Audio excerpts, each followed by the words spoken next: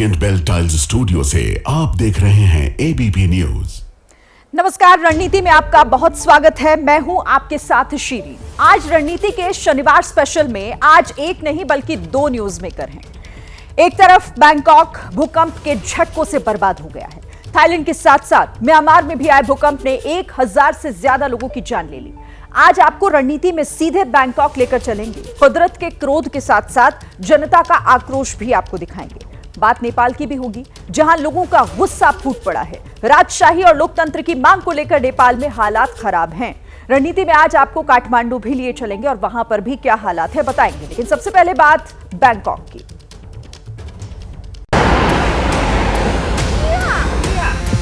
जब बहुमंजिला इमारत गिरे और उसके नीचे सैकड़ों की संख्या में लोगों के दबे होने की आशंका हो तो उनके परिवार वालों पर क्या बीतेगी, यह दर्द हम ग्राउंड जीरो पर आकर महसूस कर पा रहे हैं। Oh my God! जो कल हुआ ऐसा मंजर पहले कभी भी मैंने महसूस नहीं किया था।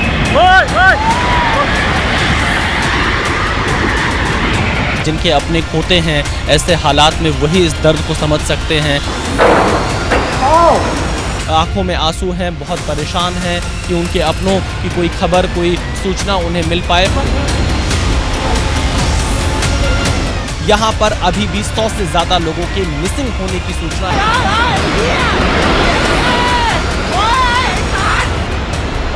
थाईलैंड में आए भूकंप को 24 घंटे से ज्यादा वक्त बीत चुका है और अभी भी यहाँ रेस्क्यू ऑपरेशन चल रहा है। ऐसा लग रहा था हम लोग उड़ रहे हैं, एक तरफ से दूसरी तरफ ऐसे हो रहे थे।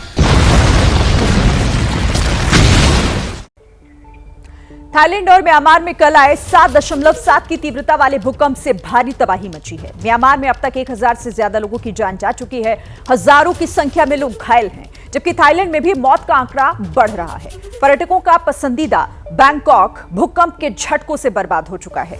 देखिए बर्बादी की डरावनी तस्वीरें एक्सक्लूसिव।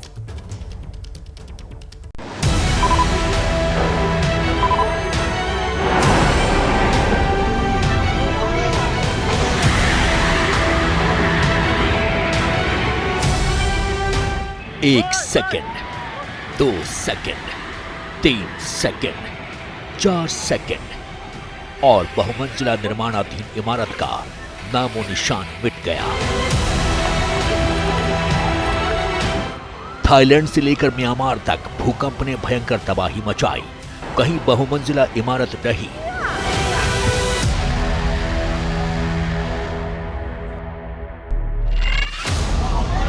कहीं ऊंची ऊंची इमारतें झरना बन गईं। धर्मस्थल ध्वस्त हुए। सालों साल बने पुराने ब्रिज टूट गए। सब कुछ ताश के पत्तों की तरह बिखर गया। के बैंकॉक में पहुंचा है और म्यांमार में आए भूकंप का एक बड़ा असर बैंकॉक में देखने को मिला और यहां पर एक अंडर कंस्ट्रक्शन जो बिल्डिंग थी वो पूरी तरह से धराशायी हो गई, जिसका वीडियो आप लगातार देख रहे हैं। और बैंकॉक के हम उसी स्टेट ऑडिट ऑफिस के बाहर इस वक्त मौजूद हैं, जहां पर ये पूरी की पूरी बिल्डिंग धराशायी हो गई और फिलहाल यहां पर राहत बचाव कार्य चलाया जा रहा है। और इधर रेस्क्यू अभियान जारी था, उधर अपनों की तलाश में आस लगाए लोग उसी बिल्डिंग के पास इकट्ठा हो रहे थे। लाखों की आंखों में आंसू और इंतजार के अलावा कोई चारा नहीं बचा। कुदरत के इस कहर ने सब कुछ तबाह कर दिया। हमारे साथ जिस महिला को आप देख रहे हैं, इनकी माँ और बेटी इस वक्त इन्हें नहीं मिल पा रही हैं। ये उनकी तलाश में है, काफ़ी देर से यहाँ पर बैठी हैं। यहाँ पर मैं इनसे जानना चाहूँगा, how long have you been waiting here for your mother and sister? More than 10 hours. 10 hours. Yes. ห่วงแม่กับน้องหนูไม่รู้ว่าจะเป็นยังไงบ้าง ये दुख है, अपनों की तलाश है, आंखों में आंसू है और इस वक्त आप जो तस्वीरें यहाँ पर देख पा रहे हैं ये बताने के लिए पर्याप्त है कि किस तरह से लोग परेशान हैं, क्योंकि जिनके अपने खोते हैं ऐसे हालात में वही इस दर्द को समझ सकते हैं। इन सब के बीच बड़ी बड़ी मशीनें सड़क पर आने लगी। रेस्क्यू अभियान तेज होने वाला था। सुबह हुई तो रेस्क्यू का काम तेज हो गया। बड़ी बड़ी मशीन काम में जुट गई। मलबा हटाया जाने लगा। थाईलैंड में आए भूकंप को 24 घंटे से ज्यादा वक्त बीत चुका है और अभी भी यहां रेस्क्यू ऑपरेशन चल रहा है। स्टेट ऑडिट के ऑफिस के बाहर इस वक्त हम मौजूद हैं। थाई आर्मी को बुलाया गया है। थाई आर्मी की मदद से रेस्क्यू को आगे बढ़ाया जा रहा है। ये पूरा रेस्क्यू ऑपरेशन इस वक्त आप एबीपी न्यूज पर देख पा रहे हैं। एम्बुलेंस यहां पर तैनात कर दी गई कि अगर जैसे भी किसी को मलबे के नीचे से निकाला जाए, उन्हें तुरंत अस्पताल पहुंचाया जाए, तुरंत उन्हें इलाज मुहैया कराया जाए। थाईलैंड और म्यांमार में आए भूकंप से तबाही का मंजर है। लोगों तक राहत पहुंचाने के लिए बड़े लेवल पर रेस्क्यू ऑपरेशन चलवाया जा रहा है। जगह जगह कंट्रोल रूम बनाए गए हैं ताकि लोगों तक जरूरी सूचनाएं और जरूरत का सामान पहुंचाया जा सके। बैंकॉक में जहां पर बहुमंजिला इमारत गिरी है और जिसके मलबे में अभी भी बड़ी संख्या में लोग दबे हुए हैं, उनको लेकर एक अस्थायी कंट्रोल रूम इस जगह के बाहर बनाया गया है। और आप देखिए यहां पर बाकायदा ऑफिसर्स बैठे हुए हैं और हर घंटे की रिपोर्ट यहां पर दी जा रही है। परिजन यहां पर कंट्रोल रूम में आकर जानकारी दे रहे हैं, पता कर रहे हैं, अपनों के बारे में पहचान कर रहे हैं कि कोई जानकारी उन्हें यहां पर मिल सके। दुनिया के सबसे पसंदीदा पर्यटक स्थलों में से एक बैंकॉक में इस वक्त सन्नाटा पसरा है। लोगों ने हाई राइज बिल्डिंग छोड़ दी हैं। लोग सुरक्षित ठिकानों पर पहुंच रहे हैं। घरों में बड़ी बड़ी दरारें पड़ रही हैं। बैंकॉक में बड़ी संख्या में भारतीय रहते हैं। विशाल पांडे उनके घर गए और हालात का जायजा लिया। आप ये देखिए, ये एक घर में मैं मौजूद हूँ। भारतीय परिवार यहाँ पर रहता है। ये क्रैक इस तरह का इनकी दीवारों पर आ चुका है और इसके अलावा मैं आपको दूसरी तरफ का हिस्सा दिखाता हूँ। आप इधर भी देखिए, इधर ये पूरा दीवार यहाँ पर क्रैक हो चुका है। इस घर में भी ऐसे ही क्रैक आपको जगह जगह हर घर में दिखाई पड़ेंगे। क्या हुआ था जब ये भूकंप आया, कैसा यहाँ पर आप लोग को पता कैसे चला कि भूकंप आया और उस वक्त क्या हुआ? अचानक से हमें लगा कि कुछ हिल रहा है, तो पहले लगा कि मुझे चक्कर आया है। फिर मैंने इनसे बोला कि है ना चक्कर आया है। ये बोले नहीं नहीं चक्कर नहीं आया, भागो भूकंप आया है। और ऐसा लग रहा था हम लोग उड़ रहे हैं, एक तरफ से दूसरी तरफ ऐसे हो रहे थे। पूरा घर शेक कर रहा था और इतनी आवाजें हो रही थी, इतनी तेज आवाजें थी, हम लोग बहुत डर गए थे। इतना ज़्यादा हिल रहा था कि मैं इस टेबल से वहाँ तक जाने में 2-3 बार लड़खड़ा के गिर गया। पहले भी भूकंप के झटके महसूस किए हैं मैंने, लेकिन जो कल हुआ ऐसा मंजर पहले कभी भी मैंने महसूस नहीं किया था और मुझे लगता है कि दोबारा भगवान करे कि कभी महसूस भी ना करूं। इन सब के बीच मुश्किल समय में भारत ने हमेशा की तरह मदद का हाथ आगे बढ़ाया है। भारत से बड़ी मात्रा में राहत सामग्री ऑपरेशन ब्रह्म के तहत पहुंचाई गई है।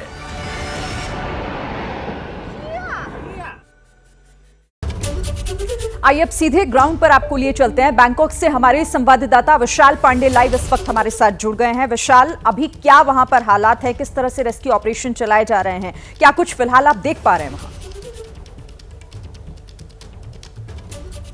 शिरीन, देखिए 36 घंटे से ज्यादा वक्त बीत चुका है और अभी भी यहाँ पर 96 लोग इस मलबे के नीचे दबे हो सकते हैं, इस बात की आशंका है और रेस्क्यू ऑपरेशन यहाँ पर चलाया जा रहा है। राहत बचाव कार्य रुक नहीं रहा 1 मिनट, क्योंकि आप इन तस्वीरों को देखिए, मैं एक बार दिखा देता हूँ। ये पूरे का पूरा मलबा यहाँ पर पड़ा हुआ और इसके नीचे 96 लोगों के दबे होने की आशंका है और जिनके परिवार के लोग यहाँ पर काम करते थे वो इस वक्त अभी भी यहाँ पर इंतजार कर रहे हैं। दाहिनी तरफ की मैं तस्वीरें एक बार दिखाना चाहूंगा। कल रात से ही जब से हम यहां पर पहुंचे हैं तब से ये लोग इस जगह को छोड़कर नहीं गए हैं, क्योंकि इनके अपने इस मलबे के नीचे दबे हुए हैं। इनकी आंखों में आंसू हैं, काफी दर्द है, लेकिन इंतजार और आशा इस बात की है कि शायद जब ये रेस्क्यू ऑपरेशन पूरा हो तो इनके अपने यहां से सुरक्षित निकल पाए, कोई करिश्मा हो ऐसा, क्योंकि जो हालात यहां पर शिरीन हम देख रहे हैं, कुछ भी कह पाना मुश्किल है कि ये 96 लोग जो इस मलबे के नीचे दबे हो सकते हैं वो किस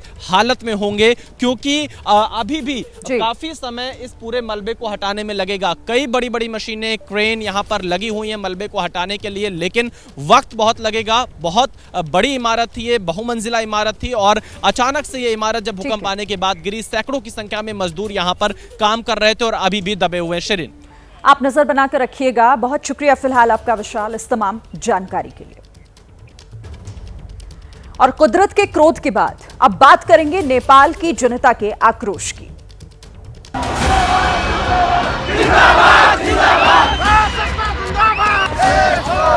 तोड़फोड़ इतनी ज्यादा भयानक हुई है कि पूरी पूरी बिल्डिंगें जल करके खाक हो चुकी हैं।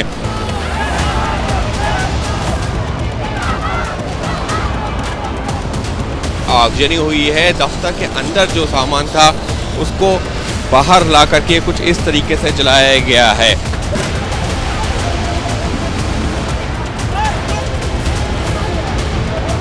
प्रदर्शनकारी यहाँ पर पहुंचे जो कि मांग ये कर रहे थे कि नेपाल को हिंदू राष्ट्र बनाया जाए और यहाँ पर राजा का शासन हो। भारत का पड़ोसी देश नेपाल, जहां लोगों का गुस्सा फूटा है राजशाही और लोकतंत्र की मांग को लेकर, नेपाल में हालात कल से खराब हैं। विरोध में सड़कों पर आगजनी हो रही है, पत्थर बरसाए जा रहे हैं। राजशाही और लोकशाही के इस जंग में नेपाल जल रहा है।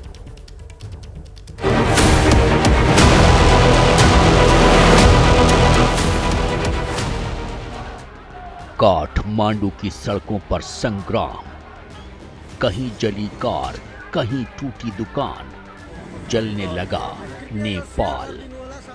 तोड़फोड़ इतनी ज्यादा भयानक हुई है कि पूरी पूरी बिल्डिंगें जल करके खाक हो चुकी हैं। अभी भी वो तबाही के निशान यहाँ पर देखने को मिल रहे हैं। नेपाल में विद्रोह की ज्वाला धधक रही है। बगावत की आग में सब कुछ खाक हो रहा है। सड़कों पर राजशाही समर्थकों का संग्राम हो रहा है। लोकशाही को उखाड़ फेंकने की मांग हो रही है। नेपाल में इस वक्त राजशाही बनाम लोकशाही का सबसे बड़ा संघर्ष हो रहा है। हिंदू राष्ट्र और राजशाही वापसी की मांग को लेकर सड़क पर एक तरह से गृह युद्ध जैसे हालात बन गए। मौजूदा लोकतांत्रिक सत्ता के खिलाफ विद्रोह की आग भड़क उठी। पुलिस ने बेकाबू होती भीड़ को तितर-बितर करने के लिए आंसू गैस के गोले भी दागे। हालात को बेकाबू होते देख काठमांडू में नेपाली सेना को भी उतारना पड़ा। दिन था शुक्रवार, तारीख थी 28 मार्च। नेपाल जल रहा था। नेपाल में हिंदू राष्ट्र और राजशाही की मांग हर बढ़ते दिन के साथ जोर पकड़ रही है। आप तक खबर पहुंचाने के लिए एबीपी न्यूज संवाददाता अंकित गुप्ता नेपाल पहुंच चुके हैं। नेपाल में उठी विद्रोह की ज्वाला और उसके बाद की असर दिखाने के लिए अंकित गुप्ता हर उस गली, चौराहे, दुकान मकान पहुंचे जहां प्रदर्शनकारियों का गुस्सा फूट पड़ा था। सबसे पहले इस तस्वीर को देखिए, इस कार को देखिए। कार बुरी तरह जल चुकी है। ये कार किस रंग की थी इसको कोई नहीं बता सकता। नेपाल के कई इलाके ऐसे हैं जहां पर आपको इस तरीके की तस्वीरें देखने को मिल रही हैं, जहां पर जले हुए वाहन हैं, जहां पर जले हुए घर हैं, मकान हैं। विरोध करते हुए जब उनके ऊपर जो पुलिस और प्रशासन ने रोका, उनको जो तितर बितर करने की कोशिश की तो वो उग्र हुए, और उग्र हुए तो कुछ इस तरीके की तस्वीरें काठमांडू के तमाम इलाकों में देखने को मिल रही हैं। प्रदर्शनकारी जिस भी रास्ते से गुजरे वहां सिर्फ तोड़फोड़ और आगजनी के निशान नजर आ रहे हैं। जहां से प्रदर्शन की शुरुआत हुई वहां अंकित गुप्ता ने जो देखा आपको दिखाते हैं। यहां प्रदर्शन के केंद्र बिंदु पर बर्बादी कैसी हुई वो देखिए। मौजूद है काठमांडू में उस जगह पर जहां पर से इस आंदोलन की एक तरह से शुरुआत हुई थी। बड़ा ग्राउंड जहां पर हजारों हजार युवा मौजूद थे, हजारों हजार वो लोग मौजूद थे जो राजशाही की मांग कर रहे थे। राजा आना चाहिए शासन में और अच्छी सुशासन होना चाहिए। प्रदर्शनकारियों को जो भी दिखा वो जलकर खाक हो गया। इसमें राजधानी काठमांडू की कई बिल्डिंग्स शामिल हैं। यहाँ मौजूद इस प्रदर्शन पर दो फाड़ नजर आए। कोई हिंदू राष्ट्र बनाने की मांग करता दिखा तो किसी को सेकुलर राष्ट्र ही पसंद है। यहाँ पर कई बिल्डिंग्स, एक नहीं 3-4 बिल्डिंग्स ऐसी हैं जिसमें आग लगा दी गई है, जिसमें तोड़फोड़ हुई है, और तोड़फोड़ इतनी ज्यादा भयानक हुई है कि पूरी पूरी बिल्डिंगें जल करके खाक हो चुकी हैं। नेपाल को एक बार फिर से सेकुलर नहीं हिंदू राष्ट्र घोषित किया जाए, और इसी मांग को लेकर के ये पूरा प्रदर्शन चल रहा था और लोग भी उसके समर्थन में हैं। 82% लोग हिंदू है तो हिंदू होना चाहिए ना। हिंदू पॉपुलेशन है, पहले भी वर्ल्ड का एक हिंदू राज्य था। Nepal is already a secular state, या so here we live Hindu, Muslim, Christian. चलती आग में न होटल बचे न शॉपिंग मॉल। काठमांडू की पहचान कहे जाने वाले मॉल और दुकान सब खत्म हो गए। ऐसी एक दो नहीं बल्कि जो है दर्जनों बिल्डिंगें हैं जहां पर पथराव हुआ था तो उनको नुकसान पहुंचा है। कई बिल्डिंगों में आग लग गई थी। बाहर से ही आपको अंदाजा लग जाता है कि किस तरह से तोड़फोड़ हुई है। जो कांच लगी हुई थी, जो शीशा लगा हुआ था, वो पूरी तरीके से चकनाचूर हो चुका है। हर तरफ कांच है, पत्थर हैं, पत्थर अभी भी कितने बड़े बड़े पत्थर ये अभी भी यहाँ पर पड़े हुए हैं। जो प्रदर्शनकारी थे इतने ज़्यादा उग्र थे कि उनके सामने जो भी आ रहा था वो उसको तहस नहस करते हुए आगे बढ़ रहे थे। कम्युनिस्ट पार्टी के नेपाल के दफ्तर को भी प्रदर्शनकारियों ने नहीं छोड़ा। इस दौरान जमकर आगजनी हुई, तोड़फोड़ हुई। इस दौरान एबीपी न्यूज से नेपाल के पूर्व पीएम और बड़े कम्युनिस्ट नेता झालानाथ खनाल ने बात की और राजा पर गंभीर आरोप लगाए। कम्युनिस्ट पार्टी ऑफ नेपाल के इस दफ्तर पर भी खासा नुकसान हुआ है। यहाँ पर आगजनी हुई है, दफ्तर के अंदर जो सामान था उसको बाहर ला करके कुछ इस तरीके से जलाया गया है। कम्युनिस्ट पार्टी के दफ्तर में जहां पर आगजनी भी हुई है, तोड़फोड़ भी हुई है। हालांकि अब जो है सिर्फ ये यहाँ पर ये तबाही के निशान है। 1960 से 1990 तक नेपाल में पंचायती शासन था। उस समय जो भ्रष्टाचार हुआ था ना, वो भ्रष्टाचार को तो कोई मिसाल ही नहीं है। तो भ्रष्टाचार ही भ्रष्टाचार का शासन था। बता दें कि 3.5 करोड़ की आबादी वाले नेपाल में 80% से ज्यादा आबादी हिंदुओं की है। 2008 तक नेपाल हिंदू राष्ट्र हुआ करता था, लेकिन माओवादी आंदोलन ने नेपाल की तकदीर और तस्वीर बदल दी। 16-17 सालों में नेपाल ने काफी उतार चढ़ाव देखे। वामपंथी व्यवस्था के मजबूत होने से नेपाल पर चीन का प्रभाव बढ़ा, लेकिन अब हिंदू राष्ट्र और राजशाही वापस लाने की डिमांड ने जोर पकड़ लिया है। देखना है आगे क्या होता है। अब आपको सीधे ग्राउंड पर लिए चलते हैं। काठमांडू से हमारे संवाददाता अंकित गुप्ता लाइव हमारे साथ जुड़ गए हैं। अंकित, फिलहाल क्या हालात है वहां पर, किस तरह की जानकारी है आपके पास काठमांडू से? शिरीन, फिलहाल मैं ये ज़रूर कहूँगा कि इस वक्त यहाँ पर शांति है, लेकिन ये शांति किसी तूफान से पहले की है या तूफान गुजर जाने के बाद की है, अभी कहना मुश्किल है। लेकिन मैं यहाँ पर जहाँ पर हूँ, पहले आपको एक तस्वीर दिखा देता हूँ। अभी हम अपने जो एक स्टोरी हमने यहाँ से जो रिपोर्ट भेजी थी वो हमने अपने दर्शकों को दिखाई कि इस तरीके की यहाँ पर जो तमाम बिल्डिंगें हैं जो पूरी तरीके से जली हैं, जिनके ऊपर पथराव किया गया है। उसकी वजह क्या रही है, उसकी वजह हम जो है थोड़ी सी जो है देर में ये समझा देते हैं अपने दर्शकों को। संजीव, इधर आ जाइए ज़रा, 1 मिनट साइड में होइए प्लीज़। ये सामने एक ग्राउंड है, एक बड़ा ग्राउंड है और यहाँ पर कल प्रदर्शन की इजाज़त दी गई थी। जो प्रदर्शनकारी थे जो लगातार मांग कर रहे थे कि यहाँ पर नेपाल में जो राजशाही है उसकी वापसी होनी चाहिए और हिंदू राष्ट्र बनना चाहिए, इस ग्राउंड में उनको प्रदर्शन की इजाज़त दी गई थी। लेकिन हुआ क्या, जैसा कि प्रत्यक्षदर्शी हैं यहाँ पर, उनका ये कहना है कि जब वो प्रदर्शन करने के प्रदर्शनकारी यहाँ पर पहुंचे हैं तो ये इस तरीके की बिल्डिंग्स, जो ऊंची ऊंची बिल्डिंग्स थी, उस पर पुलिस और प्रशासन के लोग थे और उन्होंने भीड़ को तितर बितर करने के लिए आंसू गैस के गोले छोड़े, उनके ऊपर जो है बल का प्रयोग किया और उसी के बाद में हालात खराब होने लगे। यहाँ से जो है जो घटना शुरू हुई है उसके बाद में आसपास के जो है कई किलोमीटर के इलाके में इसी तरीके से बिल्डिंग्स जली हुई हैं, तोड़फोड़ हुई है, पथराव हुआ है। और अभी भी जो मुझे जानकारी मिली है कि एक जो बैठक चल रही है, बैठक उन लोगों की है जो लोग जो है कल प्रदर्शन में शामिल थे, लेकिन उनके जो कई बड़े नेता हैं वो अभी भी अंडरग्राउंड है। कई लोगों को पुलिस ने हिरासत में लिया हुआ है। तो कुल मिलाकर के शांति है, लेकिन ये शांति तूफान गुजर जाने के बाद की है या पहले की, अभी कहना थोड़ा मुश्किल है। जी, आप नजर बनाकर रखिएगा अंकित, बहुत शुक्रिया फिलहाल इस तमाम जानकारी के लिए। तो इस खबर पर लगातार एबीपी न्यूज की नजर बनी हुई है, हर एक जानकारी ग्राउंड से आप तक पहुंचाएंगे।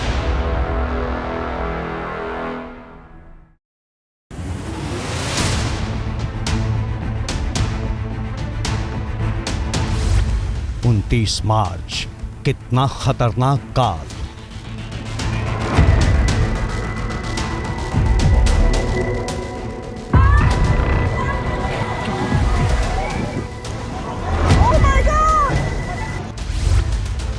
आज साल का पहला सूर्य ग्रहण, फिर शनि बदलेगा अपना घर।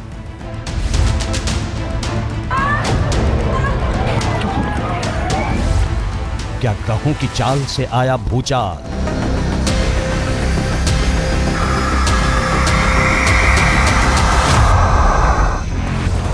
क्या शनि की दस्तक से कई देशों में भगदड़?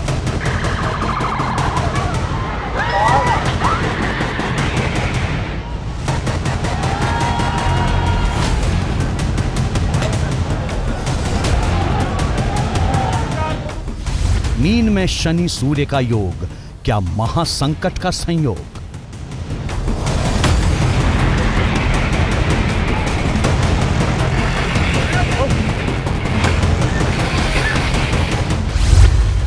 शनि का आक्रमण, सूर्य ग्रहण पर रण।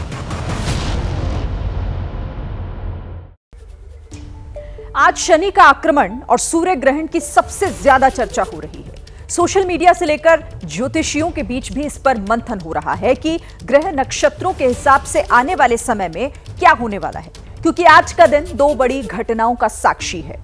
आपको बताते हैं कुछ जरूरी जानकारी से जुड़ी। देखिए यहां पर ये समझिए आपकी सूर्य ग्रहण दोपहर 2:21 से और शाम 6:14 तक सूर्य ग्रहण था। दूसरी तरफ शनि का गोचर कुंभ से मीन राशि में रात 10:07 पर जाएगा। तो शनि अपना ग्रह भी बदल रहे हैं और धरती से लेकर इंसानों पर इन दोनों घटनाओं का क्या कोई असर पड़ सकता है, ये रिपोर्ट आप देखिए।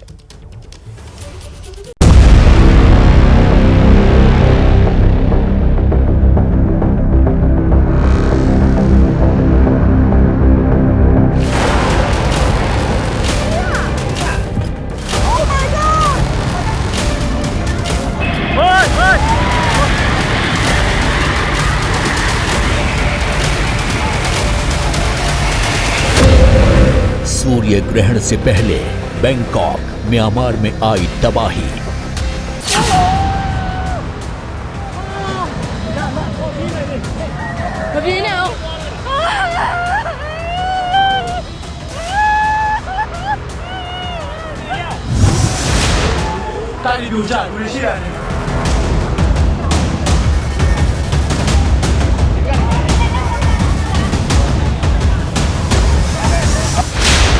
सात 7.7 तीव्रता वाली तरंग, उड़ गया कई देशों का रंग।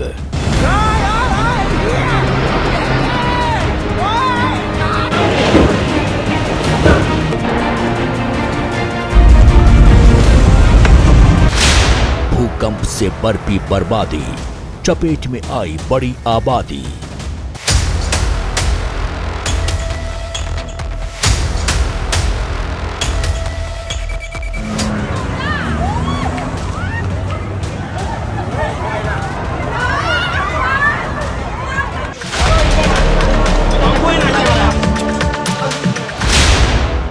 अबू धाबी में जलता वाटर पार्क, पानी में लगी भयानक आग।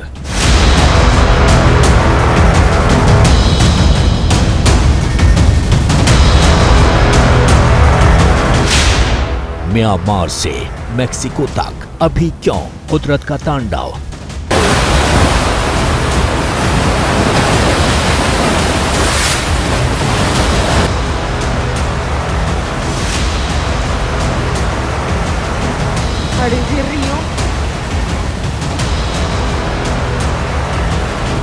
तबाही, विनाश और चीख पुकार, क्या इसके पीछे ग्रहों की चाल?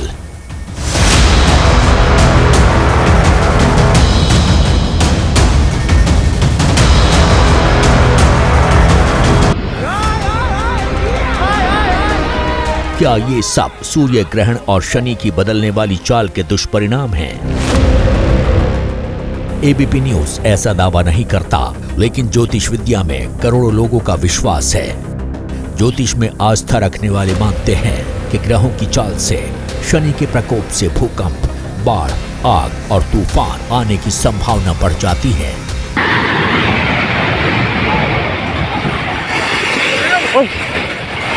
मौसम के अप डाउन तो है, खेती और किसानों के लिए ये समय अच्छा नहीं है। मन से आप थोड़े से परेशान रहेंगे। वर्षा कहीं बहुत अधिक होगी, कहीं बिल्कुल नहीं होगी।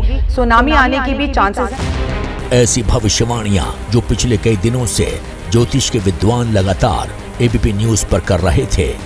बैंकॉक और म्यांमार में आए भूकंप से पहले ही ज्योतिषों ने इसकी आशंका जाहिर कर दी थी।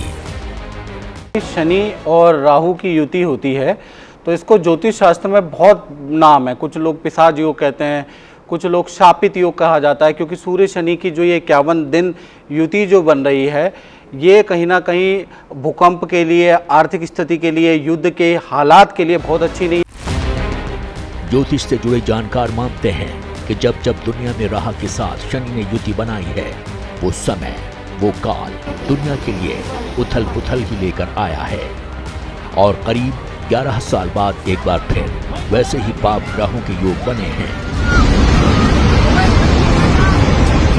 यही नहीं, सूर्य के साथ शनि का योग भी अशुभ माना जाता है। तो शनि जो है न्याय के देवता हैं और सबसे पहले तो उन्होंने अपने पिता खुद सूर्य देव को भी नहीं छोड़ा था। रीजन और है कि अभी 15 दिन पहले चंद्र ग्रहण हुआ है और इससे एक राशि परिवर्तन वाले दिन ही सूर्य ग्रहण हो रहा है। भले ही इसका भारत में कोई लेना देना नहीं है, लेकिन हमारा सूर्य एक है, हमारा चंद्रमा एक है। अगर वो पीड़ित होता है तो इसका असर हमारे मनों पर जरूर पड़ता है और अगले 6 महीने 2 महीने तक इसका असर ज्यादा दिखाई देता है। आज के सूर्य ग्रहण का भले ही भारत पर असर नहीं हुआ, सूतक मान्य नहीं था, लेकिन ज्योतिष के जानकार मानते हैं कि खगोलीय घटनाओं का असर किसी न किसी रूप में पड़ता ही है। शनि राहु और शनि सूर्य का एक साथ होना अशुभ माना जाता है। रात 10 बजे के बाद शनि सूर्य और राहु के साथ मीन राशि में योग बनाएगा। उसके बाद कई राशियों के भाग्य बदल सकते हैं या परेशानियां खड़ी हो सकती हैं, लेकिन उससे पहले सूर्य ग्रहण का असर कितना रहा किन राशियों पर, और ऐसी स्थिति जब बनती है तब परिणाम क्या होता है, अब उसे समझिए।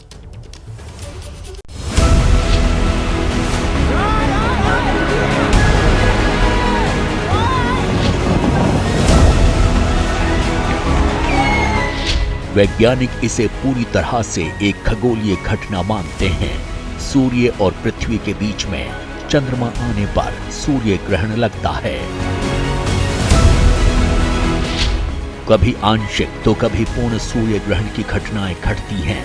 इस बार भारत में इसका ज्यादा असर नहीं है, लेकिन America, Canada, Greenland, Europe, Africa, Atlantic महासागर, आर्कटिक महासागर और आइलैंड के कई हिस्सों में बड़ा असर होने का दावा किया जा रहा है। ये ग्रहण का एक कारण है। जब भी ग्रहण होता है 15 दिन पहले ही जो था चंद्र ग्रहण था, भले वो भी भारत में नहीं था, लेकिन उसका असर पूरे विश्व में हमने देखने को मिला है और देख भी रहे हैं। और अब जो ये सूर्य ग्रहण, इसका असर भी पूरे विश्व में दिखाई देगा और अलग अलग जगहों पे दिखाई देगा। भारत में भी बिल्कुल। राशियों की बात करें तो मिथुन, सिंह और मकर राशि के जातक सबसे ज्यादा प्रभावित रहेंगे। सियासत करने वालों पर भी इसका असर दिखेगा। देखिए, भारत भी अछूता नहीं रह सकता, क्योंकि कल से तो भारत के अंदर और भी है। विक्रम संवत 2082 की शुरुआत हो रही है। राजा और मंत्री दोनों सूर्य हैं। अब बात मंत्रियों की, अब बड़े बड़े नेताओं की, क्योंकि उनकी हेल्थ को लेके प्रॉब्लम्स होंगी। नेताओं को लेके सरकारों का गिरना, सरकारों से जुड़ी कुछ परेशानियों का आना, सरकारों का गिर जाना, और केवल भारत में नहीं पूरे विश्व में एकदम से उठापटक होना। जैसा कि आपको नेपाल में दिख रहा है, ऐसा आपको अमेरिका से दिखता हुआ भी दिखाई देगा, आपको कनाडा में भी दिखाई देगा, आपको भारत में, हिंदुस्तान में और दिल्ली में भी दिखाई देगा। ऐसा आपको पंजाब में दिखाई देगा, ऐसा आपको बिहार में दिखाई देगा। शनि, सूर्य, राहु और चंद्रमा 2 दोष और एक योग बना रहे हैं। शनि राहु बना रहे हैं श्रापित दोष, सूर्य राहु बना रहे हैं पितृदोष और चंद्रमा की उपस्थिति से विष योग बन रहा है, जो कुछ राशियों के लिए चुनौतीपूर्ण रहेगा। जब जब शनि ने मीन राशि के अंतर्गत गोचर किया है, उस समय पर सूर्य ग्रहण हुआ है तो भारी तबाही देखने को मिली।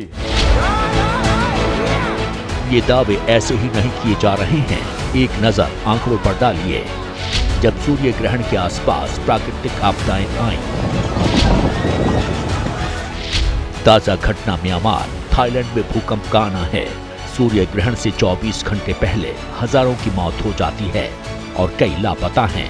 इसी तरह साल 2010 में ग्रहण के 48 घंटे बाद चिली में भूकंप आया था। उस वक्त करीब 550 की मौतें हुई थी। साल 2004 में ग्रहण के 15 दिन बाद हिंद महासागर में सुनामी आई थी। करीब 2.5 लाख की मौत हुई थी। साल 1999 में ग्रहण के 6 दिन बाद तुर्की में भूकंप आया, जिसमें करीब 18.5 हजार मौतें हुई। यानी सूर्य ग्रहण भी ऐसी आपदाओं में अपनी भूमिका निभाता है।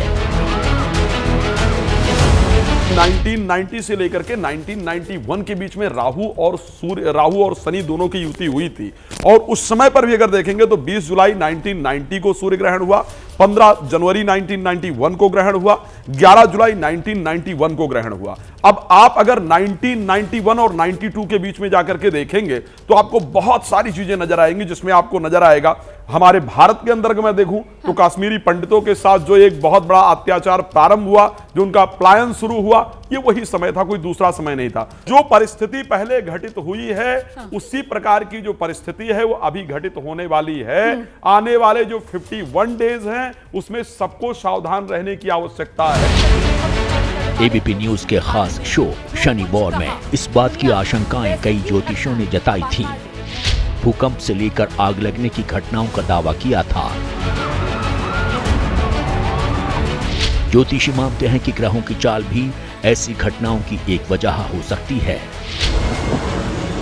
आज सूर्य ग्रहण भी है। आप देखिए, हमने एशियन कंट्रीज की प्रेडिक्शन की, नॉर्दर्न कंट्रीज और वेस्टर्न कंट्रीज की प्रेडिक्शन की थी। अभी आप और भी भूकंप के झटके आने वाले 3 महीने तक बहुत झटके आने वाले हैं। मंगल का साल है, अग्नि रिलेटेड घटनाएं, फायर एक्सीडेंट साल जैसे ही शुरू हुआ, आपने यूएस में कैलिफोर्निया में फॉरेस्ट फायर्स देखी। इसके बाद जो है अभी 2-3 दिन पहले आप न्यूज देखिए, कोरिया की जो है फॉरेस्ट फायर्स जो है वहां पर भी इतना ज्यादा था। अभी म्यांमार और रात को अफगानिस्तान में भी भूकंप आया। अन्नपूर्णा हॉस्टल में जो है दिल्ली में जो है ग्रेटर नोएडा में, वहां पर भी आग लगी। तो ये पूरा साल जो है बहुत सारे फायर एक्सीडेंट्स होंगे।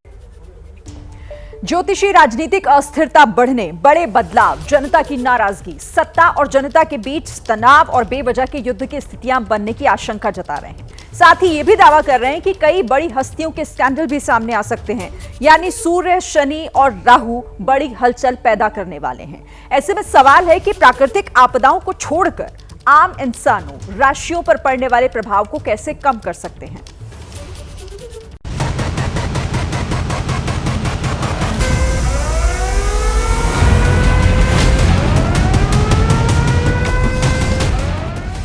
भूकंप, सैलाब, आग का तांडव, सूर्य ग्रहण और शनि के मीन में जाने से पहले के कुछ घंटों के अंदर ये सारी घटनाएं घटी। धरती के हर हिस्से में आपदाओं ने दस्तक दी और जनता का आक्रोश भी दिखा।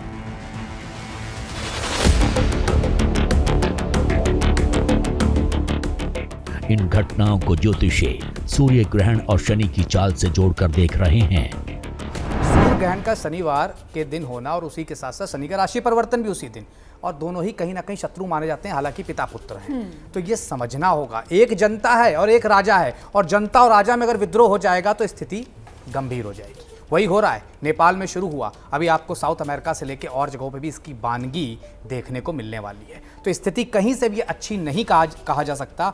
निश्चित तौर पर सूर्य राहु की जो ये युति बन रही है मीन राशि में, एक पखवाड़े तक इस संसार को हिला के रखेगी। इक्वाडोर से लेकर मैक्सिको तक हम देख रहे हैं उथल पुथल मच रही है, और ये वो एरिया है जहां से कहीं ना कहीं वर्ल्ड की इकोनॉमी गवर्न होती है। अगर अमेरिका हिलता है तो वर्ल्ड हिल जाता है, जो कि हिलता हुआ दिख रहा है इस बार। इन दावों से अलग नेताओं और मशहूर व्यक्तियों को लेकर भी ज्योतिषी बड़े बड़े दावे कर रहे हैं। क्या सूर्य ग्रहण और शनि की वजह से दुनिया के कई नेताओं की करतूतों का भांडाफोड़ होने वाला है?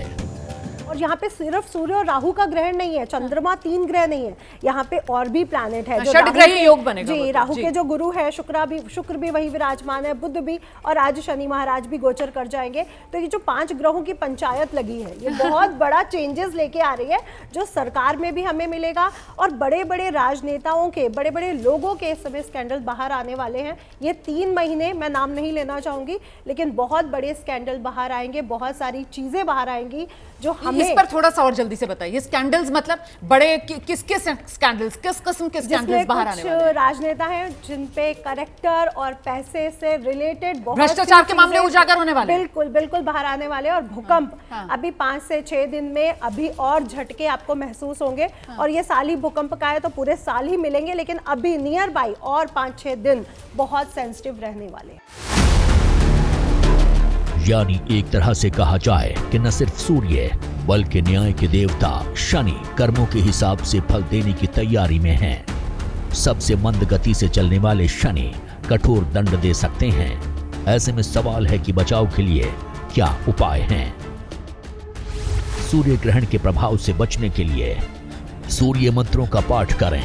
ओम घृणे सूर्याय नमः, ओम ह्री ह्री सूर्याय नमः। साथ ही गायत्री मंत्र और आदित्य हृदय स्त्रोत से भी लाभ मिलेगा।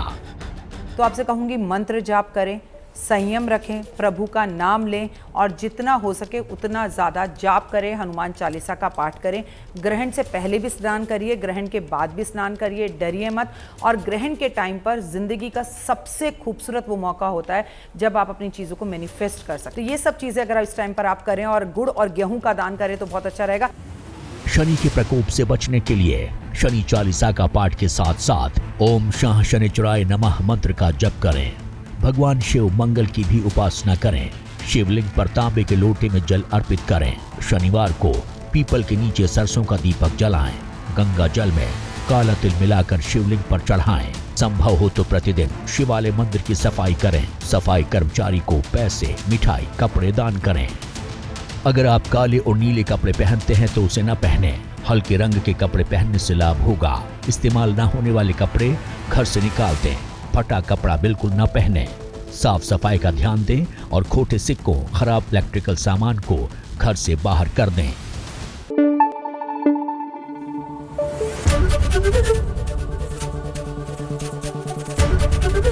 एबीपी न्यूज आपको रखे आगे।